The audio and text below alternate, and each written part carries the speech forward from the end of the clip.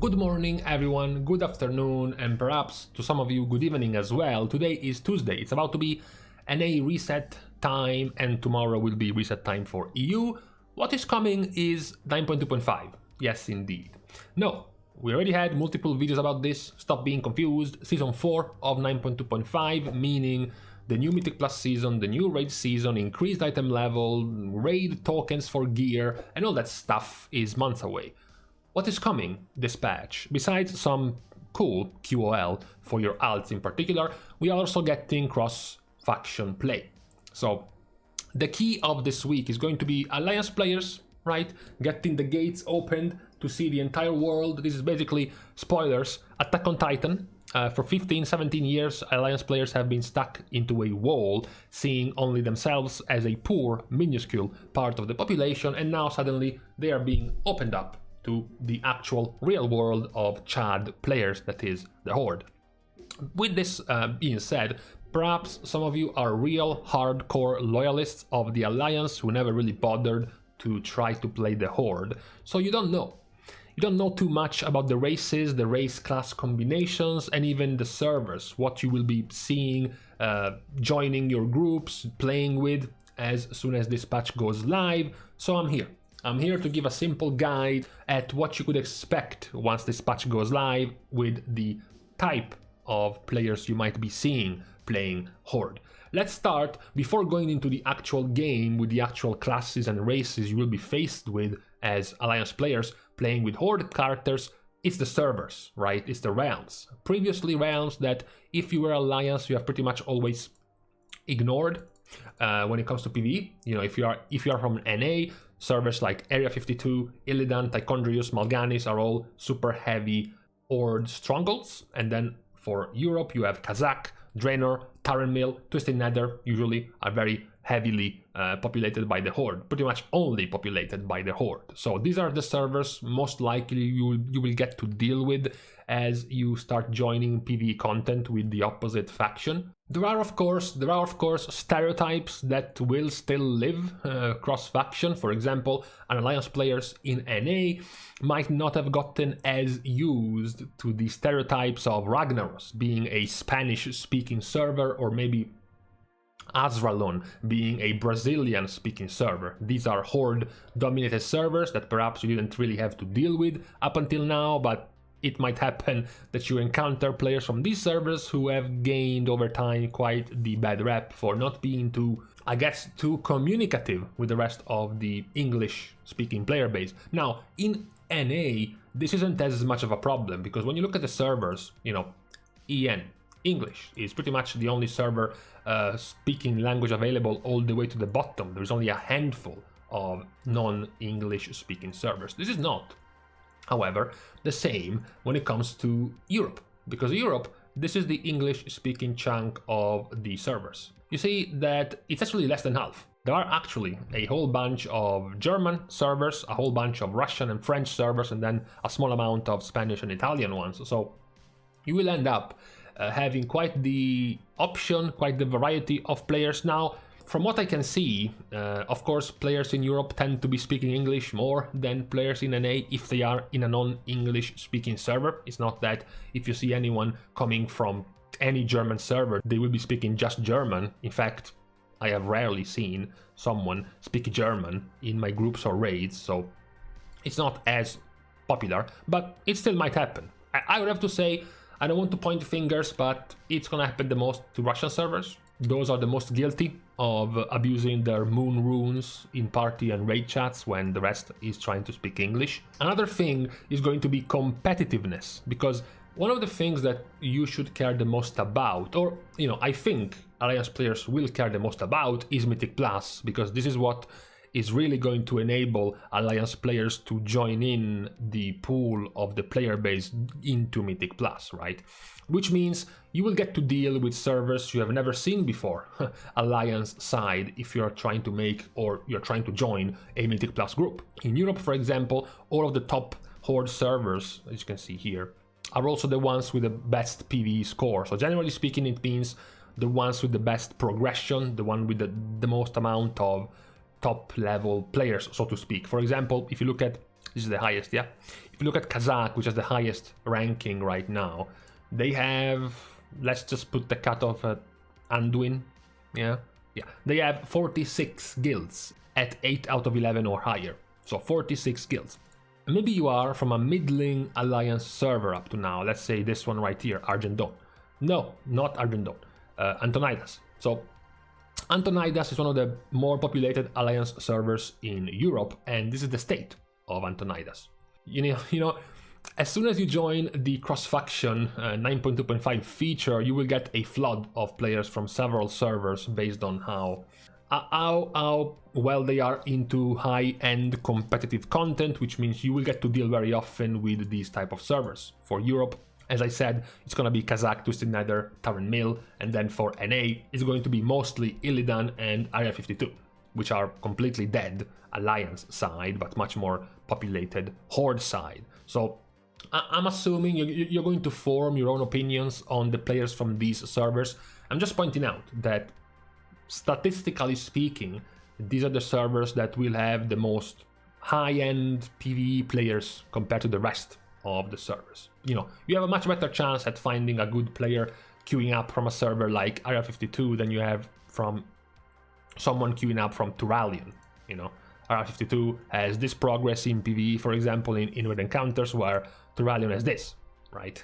How much more likely you are to find a 3.3k rating Mythic Plus player here as opposed to here, right? So the name, okay, the quality of the server is also something you will get to learn as an Alliance player when you have to judge and gauge the Horde servers. Of course, for Horde players it's going to be much more easy, right? Because, you know, how many can there be Alliance side? In Europe, pretty much it's been Silvermoon and Ravencrest since forever. And Alliance side for NA, I'm not from NA, but they are telling me it's mostly Stormrage in NA, so there's not much to learn if you're a Horde player. But for an Alliance player, there is quite a few things you will get to discover about the stereotypes of players joining your groups very, very soon.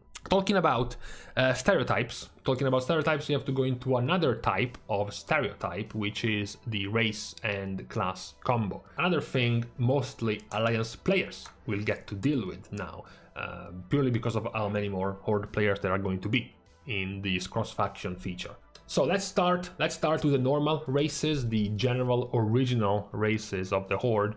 So Blood Elf. Blood Elf is, generally speaking, a bad race I would try to avoid if I were an Alliance player. Of course, there is the standout terrible combination for Blood Elf, which is Paladin. This is mostly a degenerate Blood Elf female slut-mog player, so it's not something you want to be associated with in any way, shape or form. Most of the other classes for Blood Elf are weird, I would say. Why would you want to play a Blood Elf Death Knight? Why would you want to play a Blood Elf Warrior? That's just disgusting. The only one you are allowed to have in your groups as an Alliance player is a Blood Elf Demon Hunter. Why? Because that's the only one they can play. Most of the others are an avoid on sight type of combination. When it comes to Goblins, on the other hand, are a little bit more on the Chad side of things. They seem to understand how this game works, they seem to be more into things. You know, after all, Goblins are disgusting, they are ugly, they are short, the transmog on them looks awful. Why would you play a Goblin unless you had a better reason? So, generally speaking, most Goblin players are okay. My highlight of Goblinness is Priest, which is generally quite the good option for most of the try-hard, hardcore Priest players because of the lack of mobility of Priest, giving them a rocket jump if they are Goblin, so usually it's a good option for them. But in general, Goblin is a good pick, you know, overall. Then you have Orc. Orc is obviously the Chad factory of players. They are the ones who want to LARP as Garrosh followers. They are usually only a good pick if they are big, large, wide, and they carry big weapons. So in general, picks like Death Knight, picks like Warrior, even picks like Hunter and Shaman are okay picks for an Orc. It gets a little bit weirder. When you start seeing an Orc Mage or an Orc Warlock. Why are you an Orc in a dress? That doesn't feel cool. You're not Chad enough.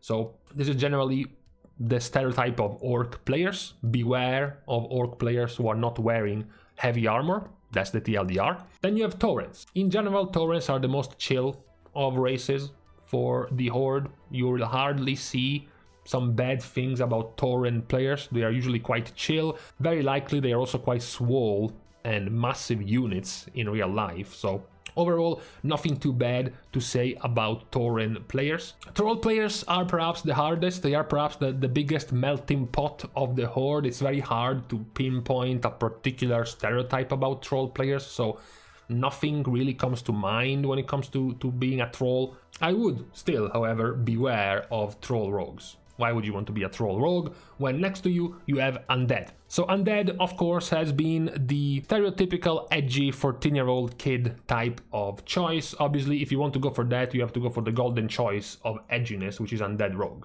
right? You have to play with metal from 2005. In your other monitor, you have to watch Grim Total Annihilation on full blast, and you have to look at every open world encounter as a possible 1v2 outplay to add to your compilation of PvP skills. So besides this outlier of rogue, they are, of course, as a bonus, in case you aren't aware of alliance players, they are the most stalwart defenders, obviously, of Sylvanas. So if you are a heavy roleplay alliance players, and if you think that Sylvanas did something wrong, perhaps stay clear of undead players, or at the very least mentioning anything about it to them, because they might react not so positively. Also, it's worth mentioning, if you are undead players, don't try to be the edgy reverse pick. Don't try to do the reverse orc. Don't try to pick Death Knight. Don't try to pick warrior, because it looks funny to see a skinny, rotting corpse wearing giant weapons and armor. It's not cool, okay? Stop doing this. It's not nice. When it comes to allied races, however, there is quite some more drastic difference. First of all, let's start getting rid of the V word. This shall not be mentioned. You should avoid these type of things at all times. Yes, you have a 1% chance that the player in the V race are actually cute girls who like cute little fluffy animals. Ooh, so cute. Unfortunately, the 99% of the times that is not what you're going to be finding when you're going to be playing with a V word, so stay clear at all costs. For the other ones, you have Nightborn. Nightborn are uppity elitist cunts, as the actual description of the race. That's because most of them are Blood Elf wannabes, but they know that Blood Elf is too edgy. They know that Blood Elf is just too pretty and girly for the Horde, which is why they were mocked relentlessly, and they think that going Nightborn actually makes them more sophisticated and superior. No, it doesn't. You are still an elf playing Horde, so you still suck, unfortunately, for you. Then you have Zandalari trolls. 50% of them are going to be Wakanda Forever role players about troll supremacy, blah blah blah. There are some cool pros to them. For example, Zandalari trolls gave us more options to steer clear of Blood Elf Slutmog Paladins, so congrats Zandalari troll for ridding us of that evil. There are some cool other options I've seen that rarely be as bad as some other picks, like the Zandalari Troll Druid or the Zandalari Troll Shaman end up being quite good overall. After this, there is Orcs, Magar Orcs. These are the even more supremacist Garrosh faction. Take Garrosh fanatics and give them their standalone race. That's why you get Magar Orcs. However, being orc, they still have the sin of allowing mages to be orcs, which is definitely not cool. Same goes for rogues anyways. Why would you want to be a Magar orc rogue? Stop it. Lastly, we have High Mountain Tauren, which is actually quite deceitful, because you would think, based on the normal Taurens, that they would also be quite chill and nice. No. High Mountain Taurens are the more triggered side of Taurens who have kept asking for extra races and customization for Taurens, like the Tonka or the Yongol allied races for Taurens, and they ended up having to settle for High Mountain Tauren, which is basically the same thing with slightly different horns. They tend to be a little bit less chill than the normal original Tauren pick, but still definitely much better than plenty of other options. In general, the V-Word, Nightborns and Blood Elves are still much worse than your average run-of-the-mill High Mountain Tauren. There are, however, some things that still cannot be forgiven, even if you are chill, even as a Tauren. Stop trying to play a Tauren monk, stop trying to play an High Mountain Tauren monk. It just doesn't work, it's weird. So with this being said, this very easy to understand and easy to read chart is for the specs and race combinations you are about to see as an Alliance player. Of course, I wouldn't go as far as racially discriminating the races you get in your groups, parties or raids, but just keep an eye out on, keep an eye out for these type of combinations whenever you are in a group and someone is acting like a dick. As an Alliance player, remember to check out how they look like. Yeah, racial profiling, I said it. It's a thing in here, okay? It's a fantasy word, leave me alone. With this being said, we are done with the recap for Alliance players about to embark themselves in the beautiful, wonderful journey that is the Horde player base. For years, you've only seen this from afar. You've only wondered about this. You only knew that your Mythic Plus looking for group tool only had 3 groups available and the Horde one had 47, but you didn't know much more other than that, right? So I'm happy for you Alliance players that you get to experience a new feature, which is a healthy population of Mythic Plus players, and to a degree even the raiding one, but as we have seen already, the lack of cross-faction guild is mostly going to hamper that feature for a while until it comes live, if it will come live eventually. But for now, this is what we have as the introductory video for Alliance players getting to deal with the Horde in patch 9.2.5. So, with the video coming to a close, thank you guys for watching and for helping to grow and contribute to the growth of the channel, which includes liking and commenting down below, as well as subscribing to the channel. I could say this one being a Alliance themed video, only players playing Alliance can subscribe to the channel, but I actually do want people to subscribe to the channel, so asking 4 people to subscribe is a little bit too low, so I'm gonna allow everyone else to subscribe to the channel. With this being said, I'm also obviously on Twitter somewhere in this direction, and you can go and support me on Patreon somewhere in this direction to get access to my Discord channel, where plenty of secret missions are being held every day, or at least I was told so.